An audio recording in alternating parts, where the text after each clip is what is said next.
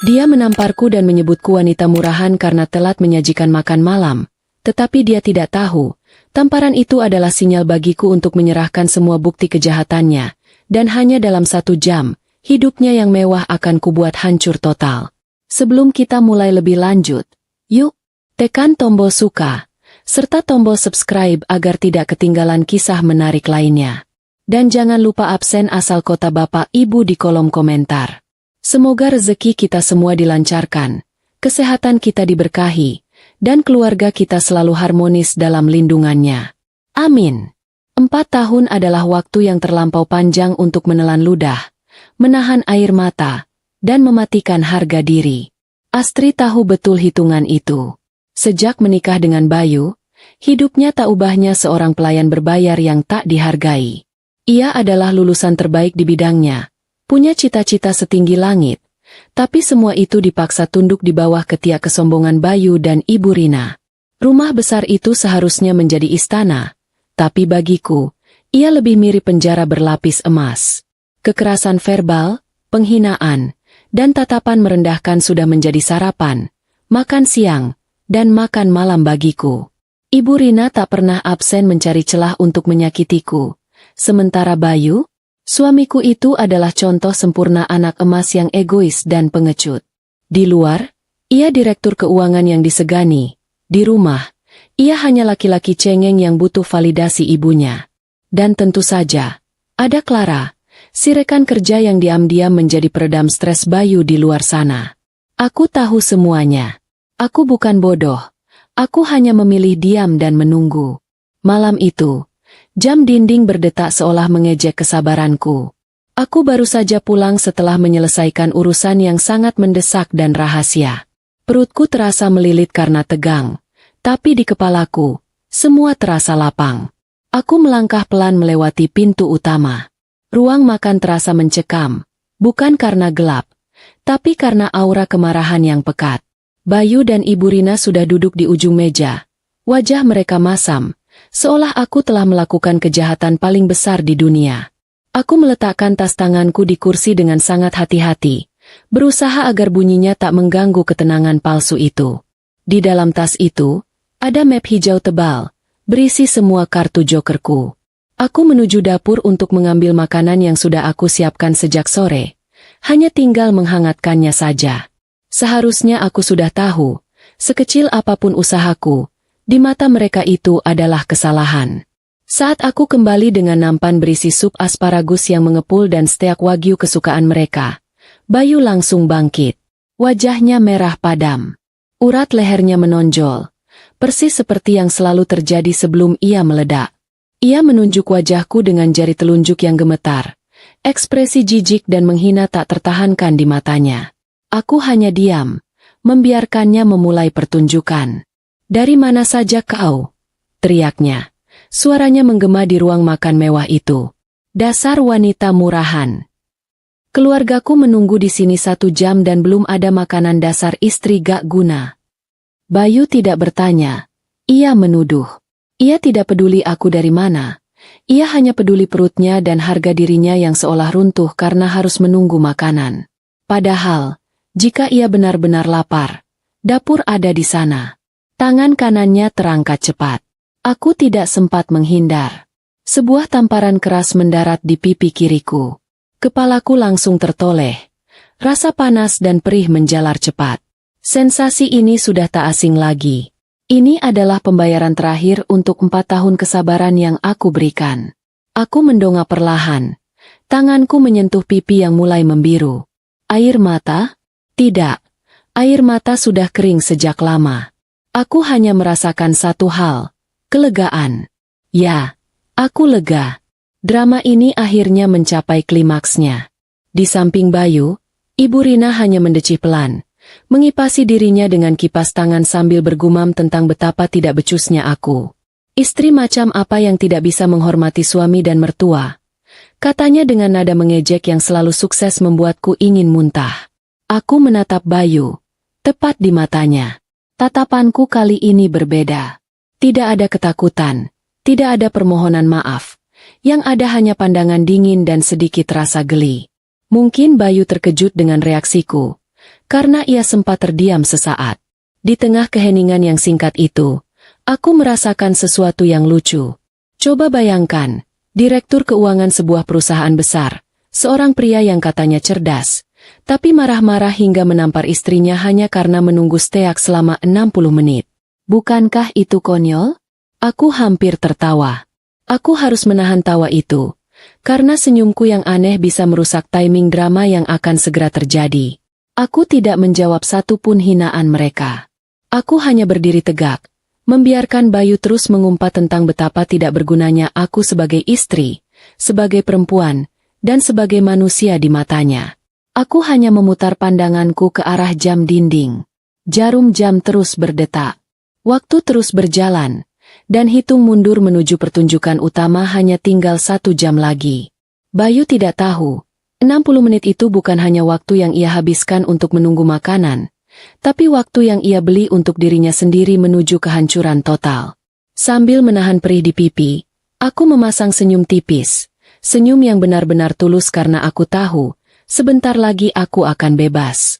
Aku hanya diam, karena kau tidak tahu, bisikku dalam hati. 1 jam lagi, kau akan menyesali tamparan itu, dan aku tidak akan pernah kembali.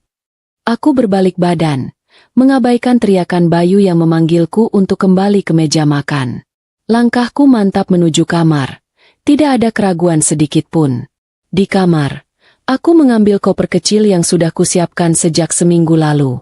Di dalamnya, ada pakaian seadanya, dan map hijau tebal yang berisi hasil kerjaku selama 4 tahun terakhir. Dokumen, rekaman, dan semua bukti transaksi haram Bayu. Aku merapikan jilbabku di depan cermin, melihat jelas jejak merah di pipi kiriku.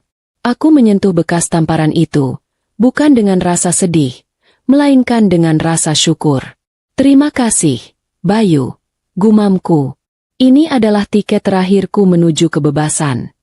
Aku keluar dari rumah itu, melewati ruang makan yang masih dipenuhi aroma masakan dan amarah Bayu. Aku mendengar ancaman terakhir Bayu bahwa jika aku keluar, jangan harap bisa kembali. Aku mengabaikannya, menaiki mobil kecilku yang kubeli dengan tabunganku sendiri sebelum menikah. Aku memacunya kencang, menuju lokasi yang sudah kutentukan, kantor KPK. Aku tahu, aku hanya punya waktu kurang dari 1 jam untuk membuat laporan resmi dan menyerahkan semua bukti. Sebelum tamu tak diundang, itu tiba di rumah mewah Bayu. Sepanjang perjalanan, aku hanya bisa tersenyum. Senyum itu terasa ganjil, sedikit getir, tapi sangat membebaskan. Aku, Astri, si istri bodoh yang katanya tidak berguna, akan membuktikan bahwa kesabaran adalah senjata paling mematikan bagi seorang wanita cerdas. Semua hinaan, semua tamparan, semua air mata, akan kubayar tunai, lunas, dalam waktu kurang dari 60 menit. Aku kembali ke rumah itu tepat 50 menit setelah tamparan Bayu. Jalanan Jakarta yang sepi malam itu membantuku menyelesaikan urusan penting di kantor KPK lebih cepat dari perkiraan. Aku masuk melalui pintu depan dengan langkah yang jauh lebih ringan daripada saat aku keluar. Di telingaku, masih terngiang jelas teriakan dan ancaman Bayu, tapi kali ini aku hanya merasakan ketenangan yang dingin. Suasana di ruang tengah masih sama tegangnya, bahkan lebih keruh. Bayu dan Ibu Rina rupanya sudah selesai makan, atau lebih tepatnya, mereka makan dengan tergesa-gesa karena lapar dan gengsi. Piring-piring bekas sup asparagus dan steak wagyu yang kubuat ronggok di meja makan, kotor tak disentuh asisten rumah tangga yang sudah kuperintahkan untuk libur hari itu. Bayu menoleh cepat saat mendengar pintu tertutup. Wajahnya semakin merah padam, perpaduan antara sisa amarah dan mungkin sedikit rasa bersalah yang segera ia tepis. "Oh, jadi kau berani kembali?" gertaknya. Bangkit berdiri seolah siap melompat. "Aku sudah bilang, jika kau langkahkan kakimu keluar pagar, kau tidak usah kembali. Kau pikir kau siapa? Siapa yang kau temui malam-malam begini? Hah? Dasar wanita tidak tahu diuntung." Aku membiarkan semua tuduhan itu melayang di udara. Aku hanya berdiri di dekat pintu, menyandarkan punggung ke dinding, dan memasang senyum paling datar yang kubisa. Senyum itu bukan senyum mengejek, melainkan senyum puas karena rencanaku berjalan tepat waktu. Ibu Rina, yang duduk santai di sofa ruang tengah, ikut menimpali dengan suaranya yang melengking. Ia menuduhku pergi mencari pria lain, menghina pakaian yang aku kenakan, dan mengulang lagi betapa tidak bergunanya aku sebagai menantu. Aku tidak tertarik membalas. Mereka seperti anjing yang menyalak di kandang, dan aku tahu sebentar lagi kandang itu akan hancur. Mataku terpaku pada jam dinding bergaya kolonial yang menggantung mewah di ruang tamu. Jarum panjang bergerak perlahan menuju angka 12, menandakan genap 1 jam sejak aku ditampar. Hitung mundurnya sudah selesai. Aku menarik napas panjang, menikmati aroma ketegangan terakhir ini. Aku tahu, hanya dalam hitungan detik, sandiwara ini akan berakhir. Aku hanya pergi sebentar, Mas, kataku dengan suara yang sangat pelan, hampir berbisik, tapi cukup jelas terdengar. Dan kau akan segera tahu kenapa. Simpan tenagamu, kau akan membutuhkannya untuk menjelaskan semuanya di depan para tamumu. Bayu terdiam. Wajahnya bingung mendengar nada bicaraku yang tiba-tiba berani. Ia maju selangkah, hendak meraih lenganku, mungkin berniat menyeretku ke kamar. Tapi sebelum tangannya menyentuhku, sebuah suara yang sangat khas dan memecah keheningan malam terdengar dari kejauhan. Siren! Siren! Suara sirene itu awalnya samar, tapi cepat sekali membesar. Semakin dekat, semakin jelas, memantul-mantul dari dinding kompleks perumahan elit kami. Bayu dan Ibu Rina saling pandang. Raut wajah mereka berubah dari marah menjadi was-was. Mereka mengira itu mungkin hanya mobil ambulans atau kebakaran di rumah tetangga. Aku hanya tersenyum simpul, menikmati kebekuan yang baru saja terjadi. Lampu rotator biru dan merah mulai memantul di jendela ruang tamu, menciptakan suasana disko dadakan yang sangat tidak menyenangkan. Bayu bergegas menuju jendela, mengintip dari balik tirai tebal. Tangannya gemetar saat melihat 2 mobil berlogo lembaga negara terparkir tepat di depan gerbang rumah, diikuti oleh sebuah mobil hitam tanpa penanda. Di samping mobil-mobil itu, ada beberapa sosok tegap berseragam dan berpakaian preman. Wajah Bayu seketika pucat pasi, seperti mayat hidup. Matanya membulat, memancarkan kengerian yang tak bisa ia sembunyikan lagi. Ia tahu siapa yang datang. Ia tahu apa artinya itu. Rasa sombongnya lenyap dalam sekejap, digantikan oleh ketakutan yang mutlak. Ibu Rina yang melihat reaksi putranya langsung menjerit kecil. Pintu depan diketuk, bukan ketukan sopan, melainkan ketukan tegas dan berwibawa yang mengumumkan kedatangan paksa. Bayu menelan ludah, menoleh padaku dengan tatapan memohon, bertanya tanpa kata, apa yang sedang terjadi. Aku hanya menggeleng, lalu berjalan santai menuju sofa, duduk dengan anggun, seolah aku adalah penonton VIP yang siap menikmati babak klimaks. Dengan kaki gemetar, Bayu membuka pintu. Di hadapannya berdiri 4 petugas berseragam dan 2 orang berpakaian sipil yang menunjukkan lencana resmi. Salah satu petugas berbadan besar, yang sepertinya memimpin rombongan, langsung bertanya dengan nada datar tanpa basa-basi. Apa benar ini kediaman Bapak Bayu Sudiro? Bayu tergagap, mencoba menyusun kalimat angkuh terakhirnya. Ia sempat mencoba menggertak, menyebut beberapa nama pejabat yang ia kenal, berharap para petugas itu gentar dan pergi. Tapi petugas itu tidak bergeming. Ia mengeluarkan selembar kertas dari saku seragamnya. Itu adalah surat perintah penangkapan. Petugas itu membacakan hak-hak Bayu dan pasal-pasal yang disangkakan dengan suara lantang. Penggelapan dana proyek, suap, dan tindak pidana pencucian uang yang sudah berlangsung selama 4 tahun. Mendengar itu, Ibu Rina histeris, berteriak bahwa ini fitnah, bahwa putranya adalah direktur keuangan yang terhormat. Ia mencoba maju, menghalangi petugas yang mulai memasangkan borgol besi dingin di pergelangan tangan Bayu. Di tengah kekacauan itu, salah satu petugas berpakaian preman yang membawa tas kerja tebal maju ke depan. Ia berkata bahwa mereka memiliki bukti yang sangat lengkap dan tak terbantahkan. Ia bahkan menyebutkan secara spesifik tentang berkas-berkas rahasia dan rekening bank di luar negeri yang selama ini disembunyikan Bayu. Bayu terdiam. Matanya terbelalak menatapku yang duduk tenang di sofa. Aku bangkit perlahan, berjalan mendekat ke ambang pintu, tepat di samping komandan petugas. Aku mengeluarkan sebuah flash disk kecil dari saku bajuku, alat penyimpanan mungil yang selalu aku sembunyikan. Aku menyerahkannya pada petugas itu. Ini salinan digital terakhir yang belum sempat saya lampirkan, Pak, kataku dengan suara jelas. Berisi rekaman percakapan dan transfer dana ke rekening suap. Saya adalah saksi pelapor, Pak. Petugas itu menerima flash disk itu, mengangguk hormat padaku, dan mengucapkan terima kasih atas kerjasamaku sebagai whistleblower. Bayu menatapku, matanya memancarkan rasa tidak percaya, kengerian, dan pengkhianatan yang mendalam. Mulutnya terbuka, tapi tak ada suara yang keluar. Ia baru menyadari, wanita yang baru saja ia tampar dan ia sebut murahan, adalah orang yang baru saja menghancurkan hidupnya. Aku membalas tatapannya, kini dengan senyum kemenangan yang tak lagi kusam, melainkan berkilauan. Selamat menikmati hidup barumu, Mas, bisikku pelan, memastikan hanya dia yang mendengarnya. Petugas segera menyeret Bayu keluar menuju mobil, diikuti oleh raungan tangis Ibu Rina yang meraung-raung memaki-maki aku sebagai menantu durhaka. Aku tidak merasa iba sedikit pun. Di luar, tetangga-tetangga mulai berbisik, menonton drama penangkapan yang memalukan ini. Aku melihat mobil itu melaju kencang, membawa Bayu menjauh bersama masa laluku yang suram.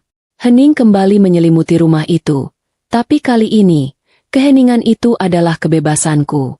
Aku menutup pintu, mengabaikan Ibu Rina yang masih menangis histeris di teras. Aku berjalan kembali ke ruang tengah, duduk di sofa yang sama, dan menghela napas panjang. Pundakku terasa jauh lebih ringan. Aku tahu, pertunjukan belum selesai. Kini tinggal aku berdua dengan Ibu Rina. Dan aku sudah menyiapkan kejutan kedua untuk wanita tua itu. Kejutan yang menyangkut nasibnya di rumah yang selama ini ia klaim sebagai miliknya. Udara di ruang tengah terasa dingin, jauh lebih dingin daripada biasanya. Seolah AC rumah ini ikut merasakan ketegasan suasana. Aku duduk tenang di sofa mewah, menyesap segelas air mineral untuk meredakan tenggorokan yang tercekat karena menahan emosi. Di luar, suara isakan Ibu Rina yang meraung-raung di teras mulai mereda, berubah menjadi gumaman makian yang pelan. Aku tahu, ia pasti sedang mengumpulkan sisa-sisa kesombongan dan kemarahannya untuk menghadapi babak selanjutnya. Benar saja, tak lama kemudian, Ibu Rina masuk kembali ke rumah dengan hentakan kaki yang kasar. Ia membanting pintu utama hingga menimbulkan suara berdebum keras. Matanya sembab, wajahnya merah padam, tapi dagunya tetap terangkat tinggi, menunjukkan sisa-sisa keangkuhan yang tak mau mati. Ia melangkah mendekatiku. Jari telunjuknya yang dihiasi cincin berlian palsu menuding lurus ke wajahku.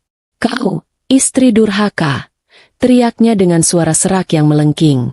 "Beraninya kau menjebloskan putraku ke penjara. Kau pengkhianat. Pergi. Segera angkat kakimu dari rumah ini sekarang juga. Aku tidak sudi bernapas di bawah atap yang sama dengan ular berbisa sepertimu." Aku tidak beranjak, hanya menatapnya lurus-lurus. Tudingan, ular berbisa, itu membuatku geli. Apakah dia lupa siapa yang lebih dulu menebar racun dalam rumah tangga ini?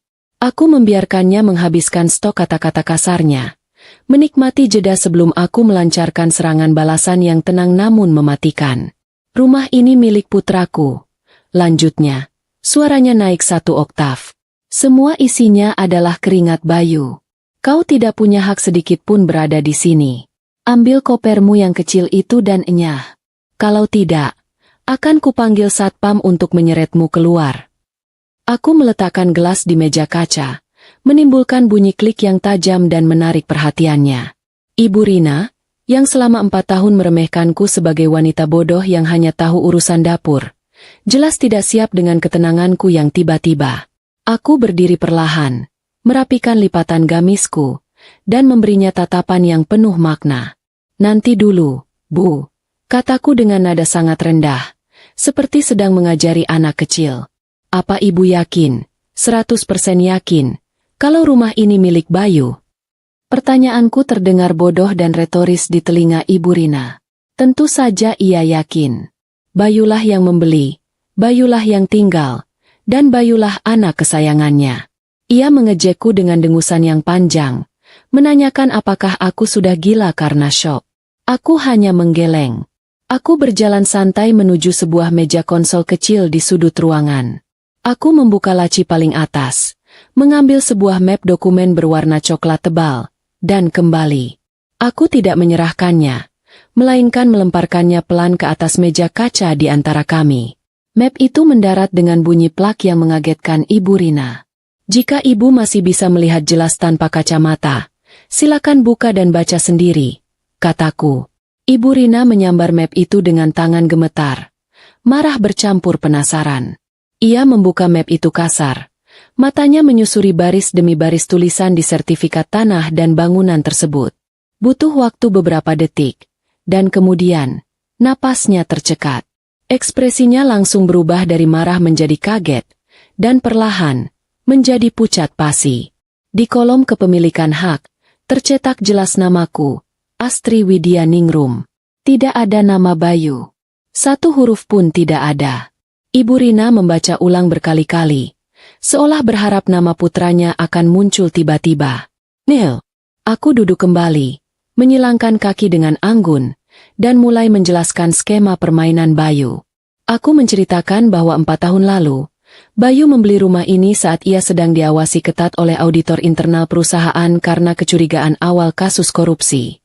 Bayu tidak bisa membeli aset besar atas namanya sendiri, karena itu akan memicu alarm. Dengan liciknya, Bayu menggunakan namaku untuk membeli properti ini, jelasku. Ia bilang itu hadiah pernikahan untukku. Padahal, niat sebenarnya adalah pencucian uang. Ia pikir aku terlalu bodoh untuk mengerti hukum properti dan ia bisa mengambil alih kepemilikan kapan saja setelah masalahnya selesai. Ibu Rina hanya bisa terdiam, lidahnya keluh. Semua argumennya hancur seketika. Aku melanjutkan, menjelaskan satu poin hukum yang paling penting. Di mata negara, siapa yang namanya tercantum di sertifikat, dia adalah pemilik sah mutlak. Jadi, Ibu salah. Rumah ini bukan milik Bayu. Rumah ini, beserta semua isinya, adalah milikku, kataku, kini dengan nada yang jauh lebih tegas dan dingin. Inilah saatnya membalikkan keadaan sepenuhnya. Aku menatap Ibu Rina, yang kini hanya bisa terduduk lemas di sofa seberangku, wajahnya seputih kertas sertifikat di tangannya. Aku memberinya waktu 1 jam. Silakan kemasi semua barang-barang pribadi Ibu, titahku. 1 jam dari sekarang, Ibu harus meninggalkan rumah ini. Aku tidak ingin melihat Ibu di sini besok pagi. Dan tenang saja, aku sudah berbaik hati menawarkan untuk memesankan taksi online untuk Ibu. Bayangan di matanya menunjukkan bahwa ia benar-benar terpukul. Ia tidak menyangka skenario akan berbalik 180 derajat. Ia mencoba melawan, mengatakan bahwa ia akan membawa semua perhiasan dan barang-barang mewah dari kamarnya. Mengklaim itu adalah hadiah dari Bayu. Aku hanya tersenyum kecil. Silakan, Bu. Tapi saya sarankan Ibu segera mengecek keaslian barang-barang itu. Karena kejutan dari Bayu belum selesai. Ibu Rina, dengan langkah gontai, akhirnya menyeret kakinya menuju kamar. Rasa takut dan syok sudah menembus kesombongannya. Aku menghela napas lega. Ini adalah langkah pertama menuju kedamaian. Di dalam hatiku, aku tahu karma itu sungguh detail dan tak pernah salah alamat. Di dalam kamar mewahnya yang terletak di lantai 1, Ibu Rina tampak panik luar biasa. Ia bukan panik karena Bayu ditangkap, melainkan panik karena statusnya sebagai nyonya rumah yang terhormat baru saja dicabut sepihak. Ia buru-buru membuka brankas kecil yang tersembunyi di balik lukisan, mengeluarkan kotak-kotak beludru berisi kalung, gelang, dan cincin berlian yang selalu ia pamerkan di acara arisan. Aku mengikutinya dengan langkah santai, bersandar di ambang pintu kamar, mengawasi gerakannya. Ketenanganku sangat kontras dengan kepanikan Ibu Rina yang sedang memeluk kotak-kotak perhiasan itu seolah nyawanya tergantung di sana. Ia menganggap perhiasan itu sebagai benteng terakhirnya, modal untuk bertahan hidup mewah di Hotel Bintang 5. Kau mau apa lagi? Bentaknya. Menjaga kotak-kotak itu agar tidak kurbut. Ini semua pemberian putraku. Harganya ratusan juta. Kau tidak berhak menyentuhnya. Aku tersenyum tipis. Tawa kecil yang terdengar miris. Selama ini, Ibu Rina selalu hidup di atas awan kekayaan. Padahal tanah di bawah kakinya adalah ilusi. Aku berjalan masuk, mengeluarkan selembar kertas kecil yang sudah agak lusuh dari saku gamisku. Itu adalah nota pembelian yang kusembunyikan sejak setahun lalu. Ibu yakin Bayu memberi ibu berlian asli? Tanyaku dengan nada lembut yang menusuk. Ibu Rina melotot. Matanya penuh penghinaan. Tentu saja. Bayu adalah direktur keuangan. Anakku sukses. Dia tidak akan memberiku barang murahan. Aku menghela napas. Gestur tubuhku seolah sedang menghadapi anak keras kepala. Aku mengambil salah satu kalung berlian besar yang paling sering Ibu Rina pamerkan. Aku mengamatinya sejenak, lalu menyerahkan nota pembelian itu padanya. Kertas itu berasal dari sebuah toko aksesoris imitasi kelas premium di sebuah pasar grosir. Coba Ibu lihat nota ini, kataku. Tanggal dan barangnya cocok dengan perkiraan kapan Bayu memberikan kalung ini pada Ibu. Harganya? Tidak sampai 1% dari klaim Ibu. Bayu tidak akan pernah membelikan barang asli untuk Ibu, apalagi yang harganya ratusan juta. Ibu Rina merebut nota itu, membacanya berulang kali dengan mata melotot. Tangannya mulai gemetar hebat. Ia menatap kalung di tanganku, lalu beralih ke nota itu, dan kembali menatapku. Pertahanannya mulai runtuh. Ia mencoba menyangkal, mengatakan bahwa aku memalsukan nota itu. Aku lulusan akuntansi, Bu. Bukan pemalsu nota murahan, kataku. Jika Ibu mau, kita bisa pergi ke toko emas sekarang juga untuk membuktikan keasliannya. Tapi kita tidak punya waktu, dan hasil tesnya akan sama saja. Kenyataan itu menghantamnya seperti palu. Aku melanjutkan, menjelaskan detail yang lebih pahit. Uang miliaran hasil korupsi Bayu tidak digunakan untuk membelikannya barang mewah, atau menaikkan derajat keluarga. Uang itu habis untuk berjudi online, untuk membiayai gaya hidup hedonisnya, dan untuk menyokong selingkuhannya, Clara. Perhiasan imitasi ini hanya alat Bayu untuk membungkam ibunya agar tidak banyak bertanya dan tetap merasa bangga. Kotak perhiasan itu jatuh dari tangan Ibu Rina. Isinya berhamburan di lantai marmer kamar. Kalung, gelang, dan cincin yang selama ini ia puja kini tampak menyedihkan dan berkilauan palsu di bawah cahaya lampu. Ia menjerit histeris, bukan karena kehilangan harta, tapi karena merasa dikhianati oleh satu-satunya putra yang ia puja-puja.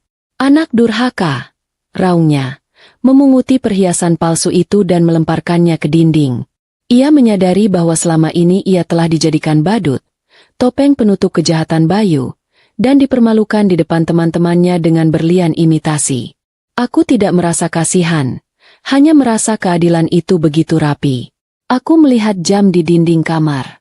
Waktu pengusiran yang kuberikan hampir habis. Aku harus menyelesaikan ini tanpa drama berlebihan. Waktu Ibu tinggal 20 menit lagi.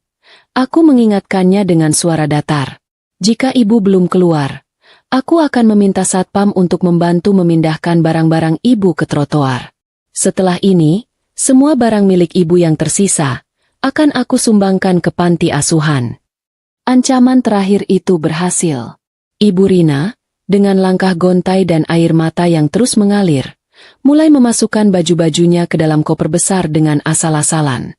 Tidak ada lagi kesombongan, tidak ada lagi dagu terangkat.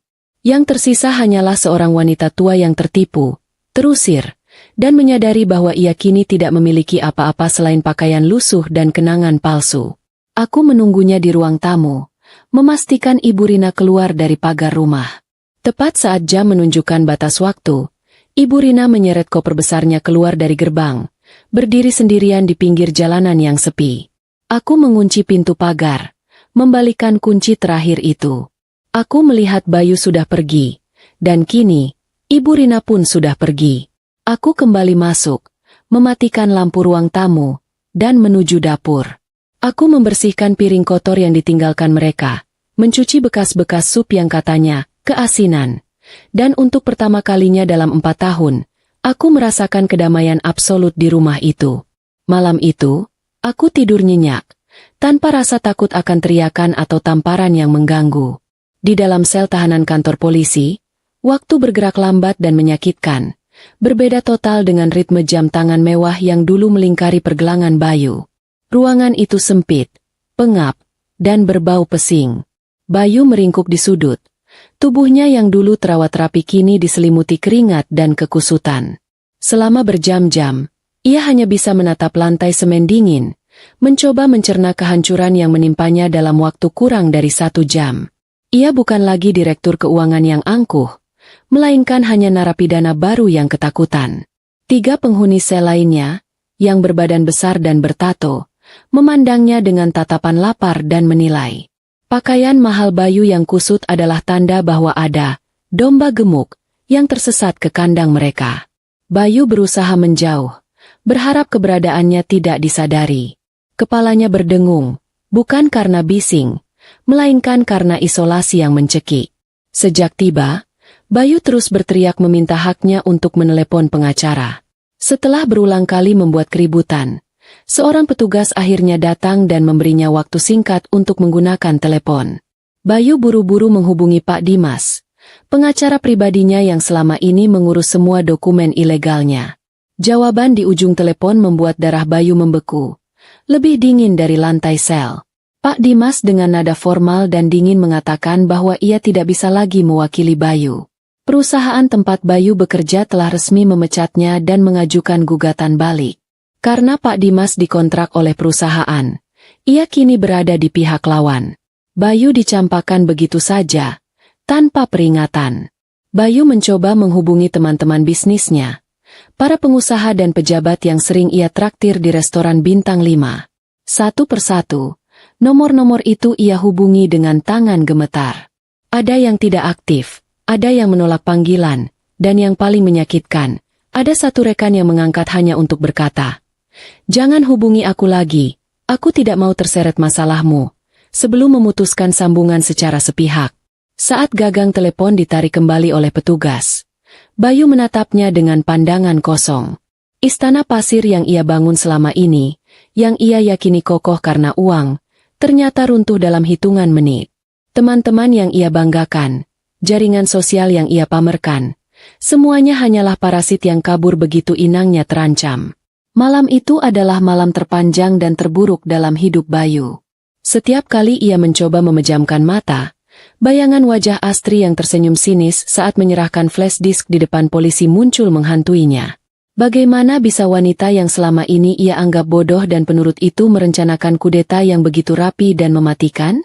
Ia tidak bisa menerima kenyataan bahwa Astri jauh lebih cerdas, lebih strategis, dan lebih berani darinya. Di pagi hari, Bayu dibangunkan oleh suara gembok sel yang dibuka.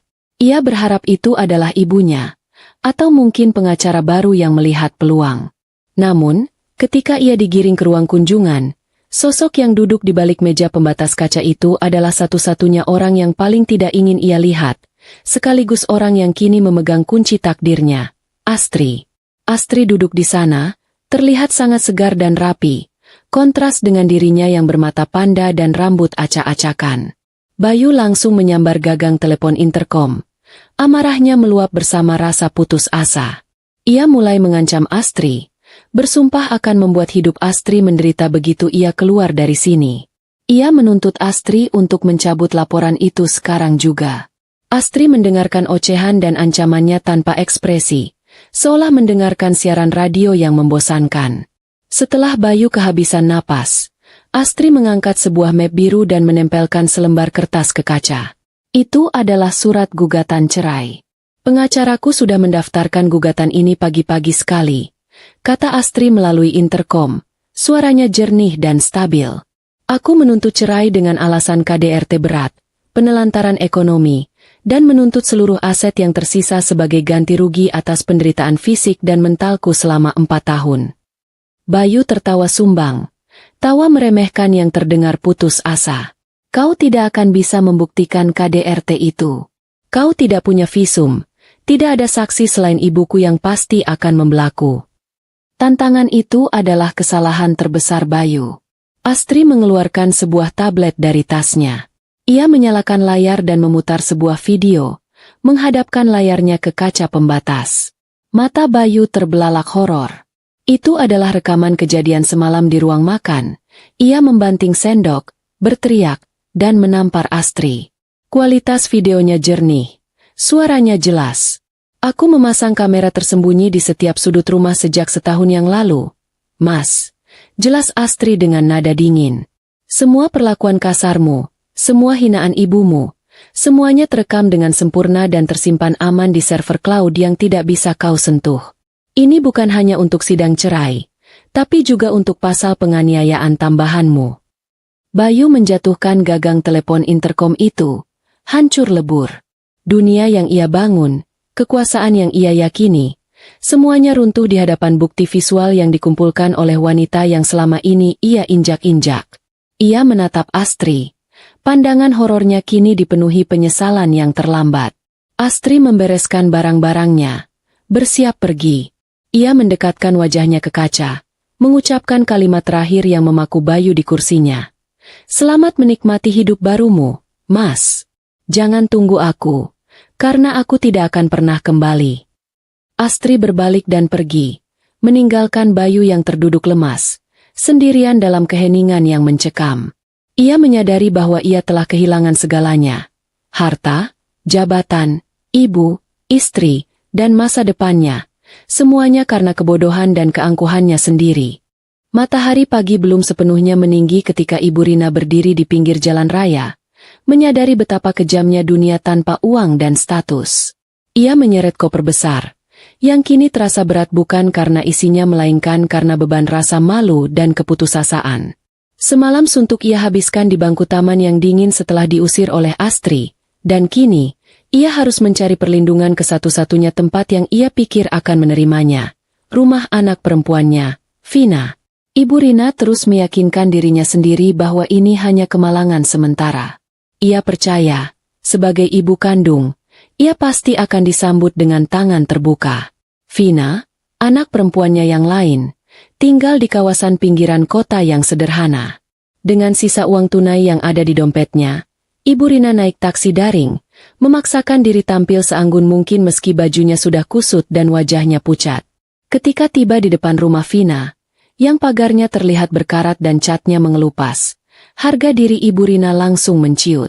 Rumah ini jauh dari standar kemewahan yang biasa ia nikmati. Ia menekan bel rumah berulang kali, tidak sabaran, berharap bisa segera mendapatkan kamar yang nyaman untuk merebahkan punggungnya yang sakit. Pintu terbuka, dan Vina muncul dengan wajah masam, masih mengenakan daster rumahan yang sudah pudar warnanya. Ekspresi terkejut di wajah Vina langsung berubah menjadi kening berkerut dalam ketika melihat ibunya berdiri dengan koper besar di sampingnya. Vina tidak mempersilakan masuk. Ia berdiri berkacak pinggang di ambang pintu, seolah sedang menghalangi maling. "Ibu kenapa? Kenapa ibu di sini sepagi ini?" tanya Vina. Suaranya terdengar dingin dan curiga. Ibu Rina langsung memberondong Vina dengan keluhan dan drama air mata, menyalahkan Astri atas semua yang terjadi. Ia menceritakan bagaimana Astri menjebloskan Bayu ke penjara dan mengusirnya dari rumah. Ia berharap Vina akan segera memeluknya, menangis bersamanya, dan memaki Astri sebagai menantu durhaka. Namun, respons Vina sangat jauh dari harapan. Vina tertawa, tawa sinis yang tak mengandung rasa iba sedikit pun. Ia memotong ucapan Ibu Rina dengan tajam. Suaranya penuh kekesalan yang terpendam lama. "Tolong jangan bercanda, Bu. Astri mengusir ibu, itu bagus," kata Vina. Kata-katanya menusuk langsung ke ulu hati Ibu Rina. 5 tahun lalu, saat suamiku butuh pinjaman uang untuk modal usaha dan aku memohon pada ibu bilang uang ibu hanya untuk bisnis. Bayu dan aku hanya bisa menyusahkan. Ibu selalu memuja Bayu sebagai anak emas, dan menganggap kami yang lain tidak ada harganya. Sekarang, apa yang anak emas ibu lakukan? Membawa ibu ke kehancuran. Ibu Rina terdiam, tak menyangka ingatan masa lalu itu masih tersimpan rapi sebagai dendam yang membara. Ia mencoba membela diri, mengatakan bahwa ia adalah orang tua yang harus dihormati. Tapi Vina tidak peduli dengan konsep kehormatan yang selama ini hanya berlaku satu arah itu. "Aku tidak mau menampung ibu," tegas Vina, melipat tangannya di dada. "Rumahku sempit, suamiku tidak suka keributan, dan yang paling penting, aku tidak mau terseret masalah hukum Bayu." Berita penangkapannya sudah menyebar di grup keluarga besar. "Bu, kami semua takut. Kami tidak mau dianggap menikmati aliran dana korupsi Bayu. Vina menutup pintu pagar tepat di depan wajah Ibu Rina, tanpa rasa bersalah, bahkan tanpa mengucapkan selamat tinggal. Ibu Rina terpaku di trotoar. Koper besar itu kini terasa 10 kali lebih berat. Hatinya hancur berkeping-keping, bukan karena penolakan, tapi karena kesadaran pahit bahwa anak-anaknya hanya melihatnya sebagai beban dan potensi masalah hukum. Ibu Rina menyeret kopernya kembali ke jalan raya, kini menuju harapan terakhirnya, rumah anak sulungnya, Ridho. Perjalanan ke rumah Ridho memakan biaya sisa uangnya dan waktu yang cukup lama. Sepanjang jalan, ia terus merutuki nasibnya dan menyalahkan Bayu, bukan dirinya sendiri yang memupuk sifat egois anak-anaknya. Saat tiba di perumahan Ridho, nasibnya tidak jauh berbeda. Ridho, yang bekerja di instansi pemerintahan dan sangat menjaga citra, bahkan tidak membukakan pintu. Ia berbicara kepada ibunya melalui celah pagar besi dengan nada dingin dan formal. "Maaf, Bu, saya sedang ada urusan mendesak dan tidak bisa menerima kunjungan," kata Ridho. Matanya tampak menghindari tatapan Ibu Rina. "Menampung ibu saat ini bisa membahayakan posisi saya.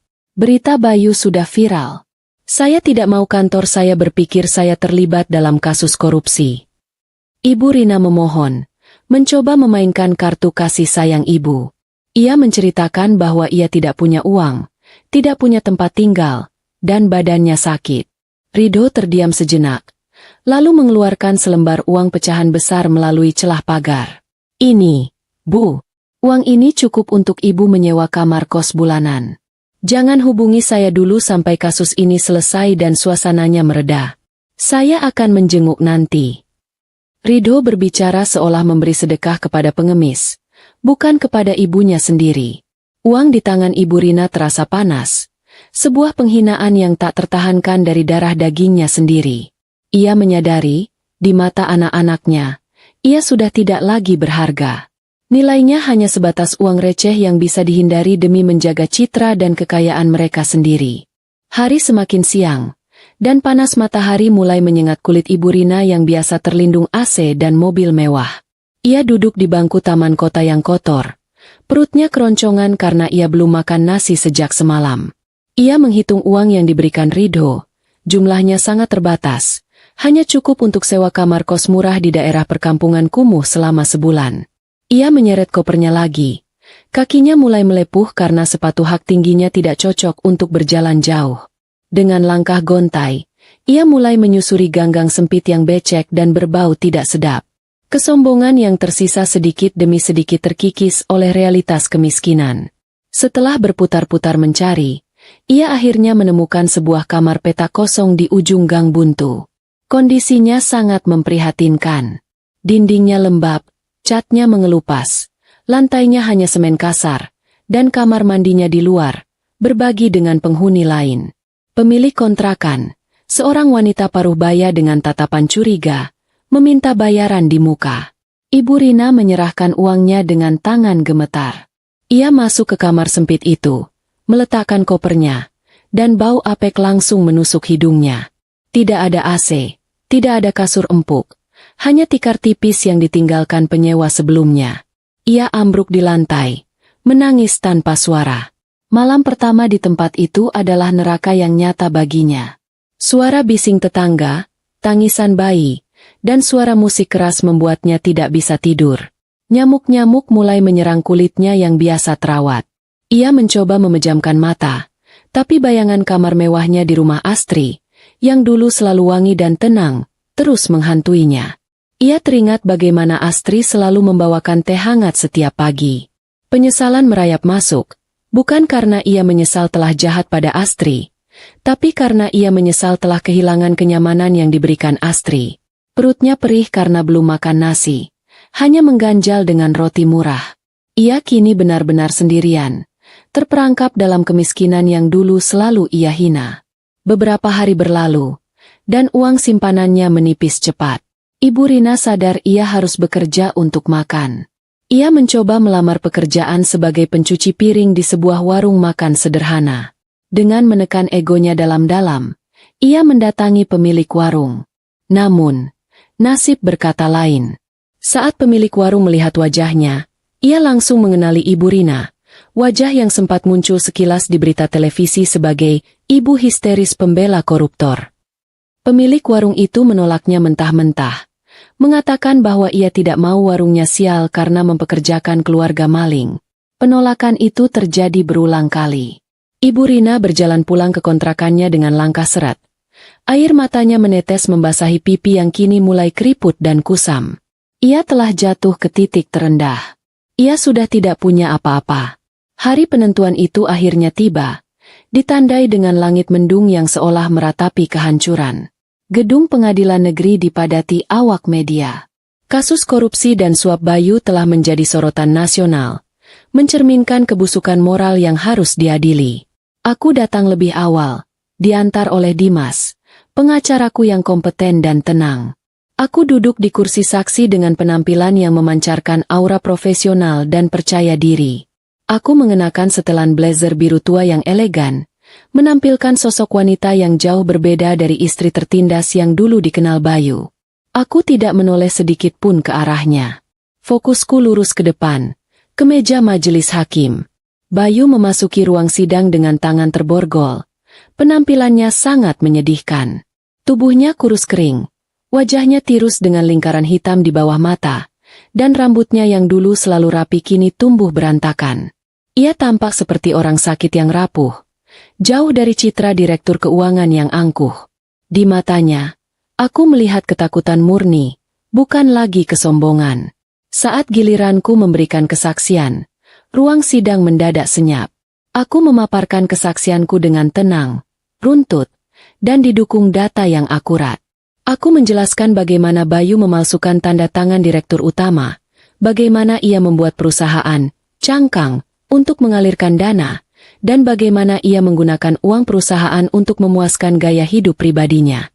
Aku berbicara layaknya seorang auditor ahli, menggunakan istilah keuangan dan hukum yang membuat pengacara publik Bayu yang ditunjuk negara karena Bayu sudah bangkrut kewalahan. Setiap kali Bayu mencoba membantah dengan emosi, hakim segera memperingatkannya untuk diam. Bukti-bukti yang kuserahkan malam itu di KPK, kini terpampang di layar proyektor, menjadi senjata yang menelanjangi semua kejahatan Bayu. Persidangan tidak hanya membahas soal uang. Jaksa juga mulai masuk ranah perilaku Bayu. Aku membeberkan fakta bahwa sebagian besar uang hasil kejahatan itu digunakan untuk gaya hidup hedonis, judi online, dan membiayai wanita-wanita simpanannya. Aku juga menyerahkan bukti rekening koran yang menunjukkan aliran dana ke beberapa wanita yang tidak dikenal, semakin menyudutkan posisi Bayu. Bayu tampak semakin kecil di kursi pesakitan, bahunya merosot total. Ia menyadari bahwa ia tidak memiliki satupun orang di ruangan itu yang berpihak padanya. Semua rencananya runtuh di hadapan detail data dan kesaksianku yang dingin. Ketika sesi tanya jawab hampir selesai, Bayu diberi kesempatan untuk membela diri. Dengan suara parau dan putus asa, ia mencoba memainkan kartu korban. Ia menuduhku sebagai istri yang tidak tahu terima kasih, yang sengaja menjebaknya karena ingin menguasai harta. Ia berteriak bahwa aku memanipulasi data dan bahwa aku sebenarnya tahu tentang semua transaksi itu dan menikmatinya. Pembelaannya terdengar konyol dan tidak berdasar. Aku menjawab dengan tenang, menjelaskan bahwa aku memiliki bukti jejak digital bahwa aku tidak pernah menggunakan Rp1 pun uang haram tersebut untuk keperluan pribadiku. Semua pendapatanku berasal dari kerja freelance yang aku sembunyikan darinya, dan aset rumah yang kumiliki dibeli dengan skema yang justru dirancang Bayu untuk menghindari pajak. Tiba-tiba, pintu ruang sidang terbuka dengan kasar. Seorang wanita muda dengan riasan wajah tebal dan pakaian mencolok masuk tanpa izin. Petugas keamanan mencoba menahannya, namun wanita itu berteriak lantang memanggil nama Bayu. Itu adalah Clara, wanita simpanan Bayu. Semua orang mengira Clara datang untuk membela atau memberikan dukungan moral. Bayu sempat tersenyum tipis, berharap Clara akan menjadi penyelamat atau setidaknya saksi yang meringankan. Harapan itu hancur berkeping-keping dalam hitungan detik. Clara berjalan menuju pagar pembatas antara kursi pengunjung dan area sidang. Ia tidak menatap Bayu dengan cinta, melainkan dengan kemarahan yang meluap. Di depan hakim, jaksa, dan seluruh hadirin, Clara berteriak menagih janjinya. Ia mengatakan bahwa Bayu telah berjanji membelikannya apartemen dan mobil bulan ini, tetapi ternyata Bayu malah masuk penjara. Dia penipu, teriak Clara. Aku sudah keluar modal banyak untuk melayani dia, dan dia cuma janji palsu. Mana mobilku, Bayu? Mana uangku? Clara bahkan mengeluarkan ponselnya dan menunjukkan bukti percakapan mesum dan janji-janji manis Bayu di depan umum. Ruang sidang menjadi gempar. Wartawan berebut mengambil foto momen memalukan itu. Bayu menunduk dalam-dalam. Wajahnya merah pada menahan malu yang luar biasa. Ia tidak hanya terbukti sebagai koruptor dan pelaku KDRT, tetapi kini juga terbukti sebagai peselingkuh murahan. Clara terus memaki-maki Bayu sampai akhirnya petugas keamanan menyeretnya keluar dari ruang sidang. Teriakan Clara masih terdengar menggema di lorong gedung pengadilan. Aku menatap kekacauan itu dengan wajah datar. Sebenarnya, aku tidak terkejut. Aku adalah orang yang secara anonim mengirim pesan kepada Clara pagi ini, memberitahu lokasi dan waktu sidang Bayu. Aku tahu sifat Clara yang materialistis dan meledak-ledak. Dia adalah bom waktu yang sempurna untuk menghancurkan sisa kredibilitas Bayu. Hakim ketua menatap Bayu dengan tatapan jijik yang tidak bisa disembunyikan. Sidang hari itu ditutup dengan keputusan skorsing, namun semua orang sudah tahu kemana arah palu hakim akan jatuh nanti. Saat aku berjalan keluar dari ruang sidang, dikawal Dimas, wartawan mengerubungiku. Aku menolak memberikan komentar, berjalan tegak. Aku tahu, persidangan hari ini bukan hanya tentang memenangkan perdebatan hukum, tetapi tentang menunjukkan kepada dunia, dan terutama kepada Bayu, siapa diriku sebenarnya. Sebuah pertunjukan kebenaran yang menyakitkan, namun membebaskan.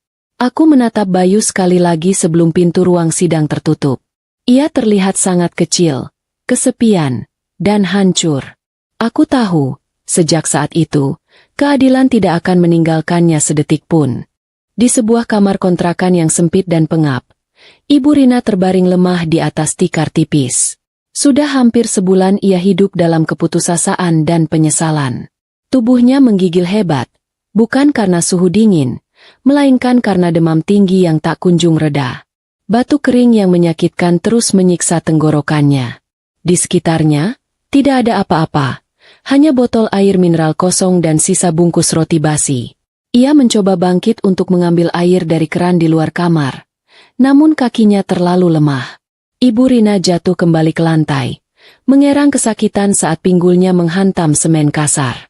Suara gaduh dari kamar Ibu Rina didengar oleh tetangga sebelah, seorang ibu muda bernama Ningsih. Meskipun Ibu Rina selama ini selalu bersikap angkuh dan tidak mau bergaul, rasa kemanusiaan Ningsih tergerak.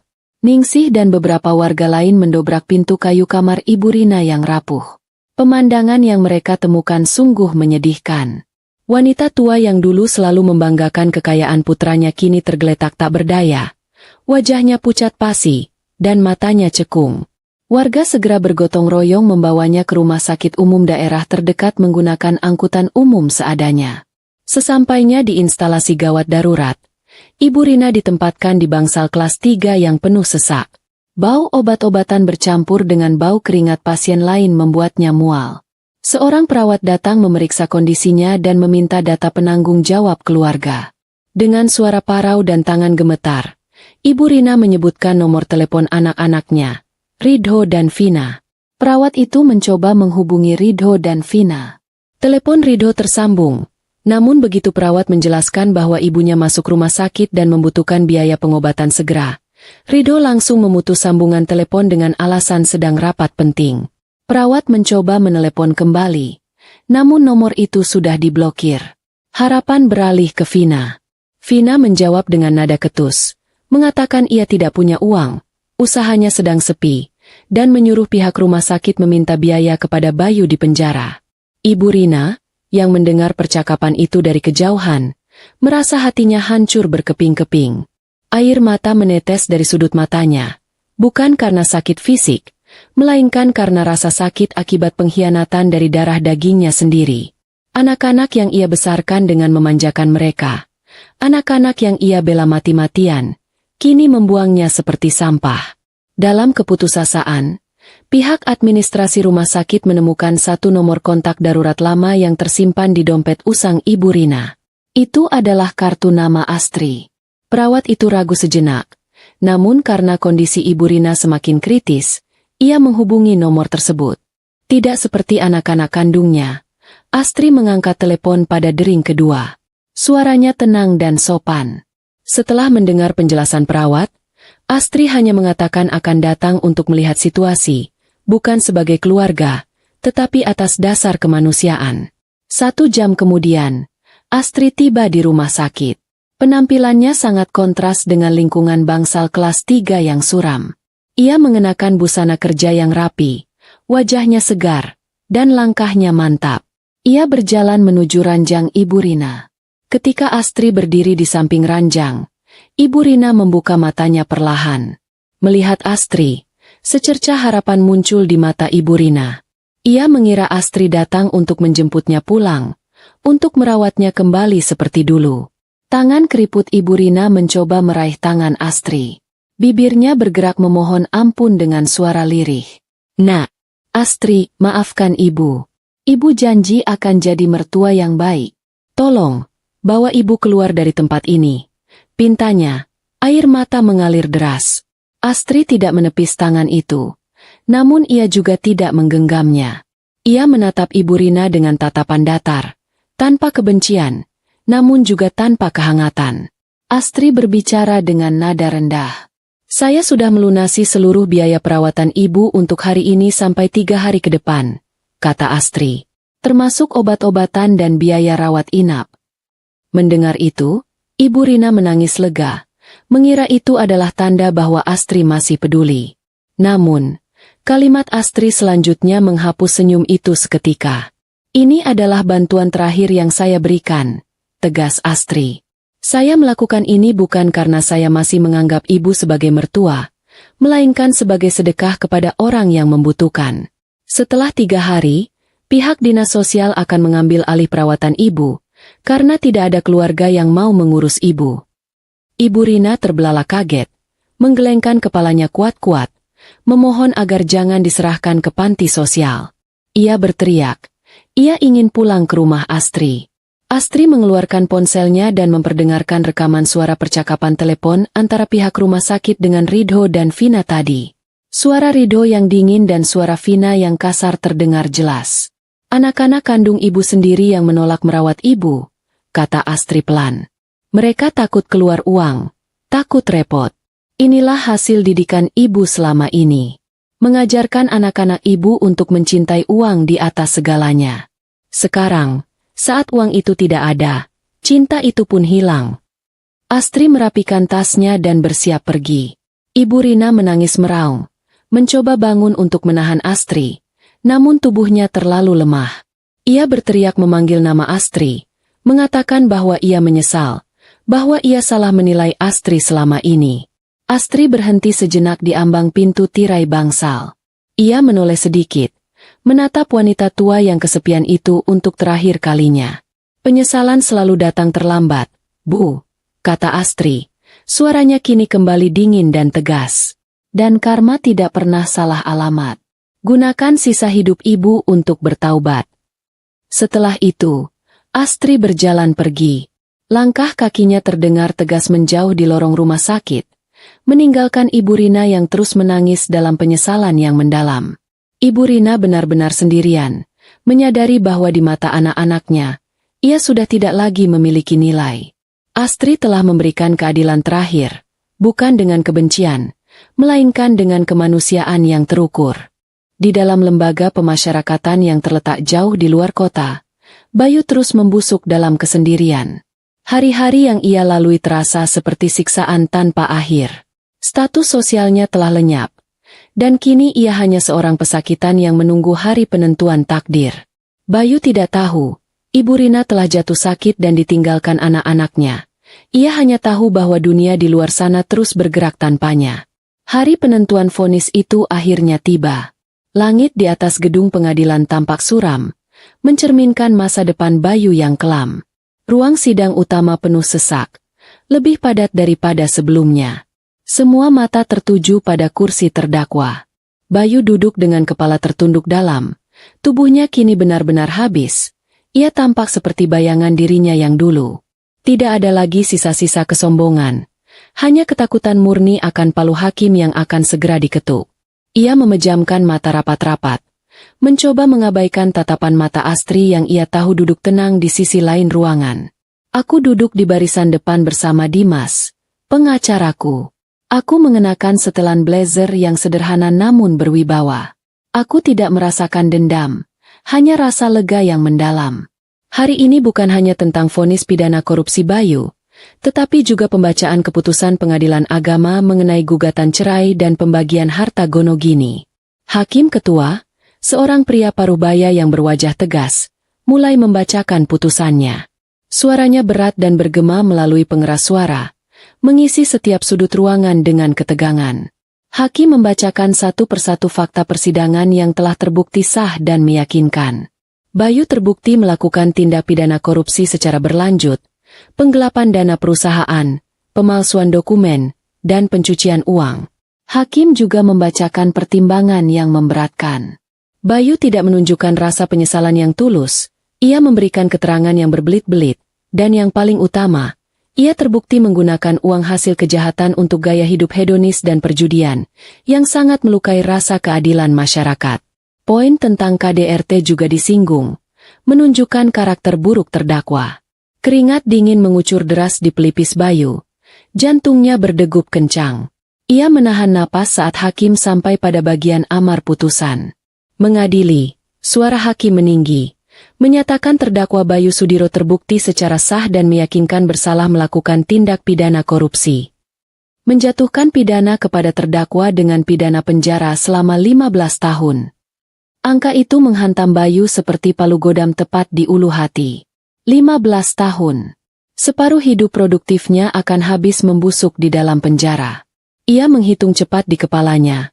Ia akan keluar saat usianya sudah mendekati 50 tahun. Namun, hukuman itu belum selesai. Dan denda sebesar 1 miliar rupiah, dengan ketentuan apabila denda tersebut tidak dibayar, maka diganti dengan pidana kurungan selama 2 tahun. Bayu ambruk sedikit di kursinya. Denda yang begitu besar. Ia tahu ia sudah bangkrut. Itu berarti ia harus menjalani tambahan hukuman. Hakim kemudian membacakan putusan terkait aset dan perceraian. Memerintahkan agar barang bukti berupa tanah dan bangunan di Jalan Kemuning Raya dikembalikan kepada saksi korban, Saudari Astri Widyaningrum, sebagai pemilik sah berdasarkan sertifikat hak milik yang valid, serta sebagai bagian dari kompensasi atas kerugian material dan imaterial akibat tindak kekerasan dalam rumah tangga yang dialaminya. Palu diketuk 3 kali dengan keras. Tok, tok, tok. Bunyi palu itu adalah akhir dari segalanya bagi Bayu. Ia merasa dunia di sekelilingnya berputar. Telinganya berdenging hebat. Ia ambruk dari kursinya. Pingsan di lantai ruang sidang. Keributan terjadi. Petugas medis dan polisi segera berlari mendekat untuk memeriksa kondisinya. Aku melihat tubuh mantan suamiku digotong keluar ruangan dengan tandu. Namun aku tidak beranjak dari tempat duduk. Tidak ada air mata. Tidak ada rasa iba yang berlebihan. Aku hanya merasa beban berat yang selama 4 tahun menindih punggungku akhirnya diangkat sepenuhnya. Dimas menepuk pelan bahuku, memberiku senyuman selamat yang tulus. Aku membalas senyuman itu, sebuah senyum yang benar-benar lepas dan ringan, tanpa kepalsuan. Kami berdiri, merapikan berkas-berkas, dan berjalan keluar dari ruang sidang dengan langkah tegap. Di luar gedung pengadilan, matahari akhirnya muncul dari balik awan mendung, menyinari pelataran gedung dengan cahaya keemasan yang hangat. Udara terasa segar, jauh lebih segar daripada yang pernah kurasakan sebelumnya. Puluhan wartawan mengerubungiku, menyodorkan mikrofon meminta tanggapan atas vonis maksimal yang diterima mantan suamiku. Aku berhenti sejenak, menarik napas panjang, lalu berbicara dengan tenang dan singkat di depan kamera. Keadilan sudah ditegakkan, kataku. Saya berterima kasih kepada penegak hukum. Ini adalah pelajaran bagi kita semua, bahwa tidak ada kejahatan yang sempurna, dan tidak ada penderitaan yang abadi. Mulai hari ini, saya menutup buku masa lalu saya dan membuka lembaran baru. Aku menolak menjawab pertanyaan lebih lanjut tentang kondisi Bayu. Aku berjalan menuju mobilku, sebuah SUV baru yang kubeli dari hasil kerjaku yang halal. Saat kendaraan itu melaju meninggalkan area pengadilan, aku tahu bahwa aku telah memenangkan pertempuran ini. Aku memenangkan harga diriku, kebebasanku, dan masa depanku. 1 tahun telah berlalu sejak palu hakim diketuk, dan waktu bergerak dengan kecepatan yang sangat berbeda bagi setiap orang. Bagi Astri, waktu terasa cepat, dipenuhi kesibukan membangun mimpi dan karir. Bagi Bayu, waktu terasa lambat. Setiap detik adalah siksaan dalam penyesalan yang mendalam. Rumah yang dulu menjadi saksi bisu penderitaan Astri kini telah berubah wajah sepenuhnya. Pagar tinggi itu tidak lagi terasa seperti jeruji penjara. Astri telah merenovasi total interiornya, mengganti perabotan berat yang dipilih Ibu Rina dengan desain minimalis modern yang lapang dan penuh cahaya. Rumah itu kini bernapas lega, sama seperti pemiliknya. Astri duduk di balkon lantai 2, menikmati secangkir teh herbal hangat di pagi hari Minggu yang cerah. Di pangkuannya, ada majalah bisnis terkemuka edisi bulan ini, dengan wajahnya terpampang di sampul depan. Judul besarnya berbunyi, "Wanita Inspiratif Tahun Ini, Bangkit dari Keterpurukan Menuju Puncak Kesuksesan." Karir Astri melesat tajam. Firma konsultan keuangannya menangani klien-klien besar. Keahlian audit forensiknya, yang dulu ia gunakan untuk membongkar kejahatan suaminya, kini ia gunakan untuk membantu perusahaan lain. Astri dihormati, disegani, dan yang terpenting, ia mandiri total. Di sisi lain kota, di bawah terik matahari yang menyengat, Bayu menjalani hukuman fisiknya.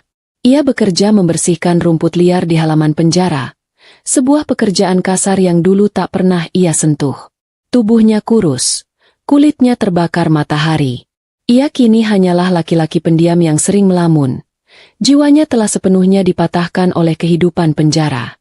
Saat jam istirahat, Bayu duduk sendirian, memakan nasi cadong yang keras dengan lauk seadanya. Ia teringat masakan Astri yang dulu sering ia cela, sup yang katanya keasinan, nasi yang katanya terlalu lembek. Kini, ia rela memberikan apa saja untuk mencicipi masakan itu lagi. Penyesalan adalah teman tidurnya setiap malam. Ia merindukan kasur empuknya, ia merindukan ibunya, dan ia merindukan Astri. Beberapa bulan setelah Astri mengurusnya ke dinas sosial, kabar tentang Ibu Rina sampai ke Astri melalui petugas panti. Ibu Rina telah meninggal dunia. Ia meninggal sendirian, di bangsal panti sosial, tanpa didampingi anak-anaknya. Penyesalan Ibu Rina di akhir hidupnya tak lagi berarti, karena konsekuensi dari keangkuhannya telah terwujud sempurna. Karma bekerja dengan cara yang paling rapi. Bayu sendiri pernah mencoba mengirim surat kepada Astri melalui pengacara publiknya. Surat yang berisi permohonan maaf dan permintaan untuk dikunjungi. Namun, surat itu tidak pernah berbalas. Astri telah menginstruksikan orang di rumahnya untuk membuang semua kiriman yang berasal dari penjara tanpa perlu membukanya. Bagi Bayu, kesunyian ini adalah hukuman yang jauh lebih berat daripada kurungan fisik. Di rumah Astri, bel pintu berbunyi. Dimas, pengacara yang kini menjadi sahabat baiknya, datang berkunjung. Ia membawa kabar baik tentang aset terakhir yang disengketakan oleh pihak keluarga Bayu. Klaim mereka ditolak semua. Posisi Astri kini aman 100% secara hukum. Astri menyambut Dimas dengan senyum lebar. Persahabatan mereka semakin dekat. Astri belum ingin terburu-buru menjalin hubungan baru. Ia sedang menikmati masa-masa mencintai dirinya sendiri. Sebuah fase yang hilang selama 4 tahun pernikahannya. Mereka duduk di ruang tamu, berbincang santai tentang masa depan. Dimas bertanya apakah Astri masih memikirkan Bayu atau merasa dendam. Astri menggeleng pelan, menatap langit biru yang membentang luas dari jendela kaca besar. "Aku tidak lagi merasakan dendam," jawab Astri dengan bijak. "Rasa benci hanya akan mengikatku pada masa lalu dan pada orang yang menyakitiku. Apa yang terjadi pada Bayu dan ibunya bukanlah hasil dari dendamku, melainkan konsekuensi logis dari perbuatan mereka sendiri. Aku hanya bertindak sebagai perantara keadilan." Malam harinya, Astri berdiri sendirian di balkon kamarnya, menatap bintang-bintang yang berkelip. Udara malam terasa sejuk.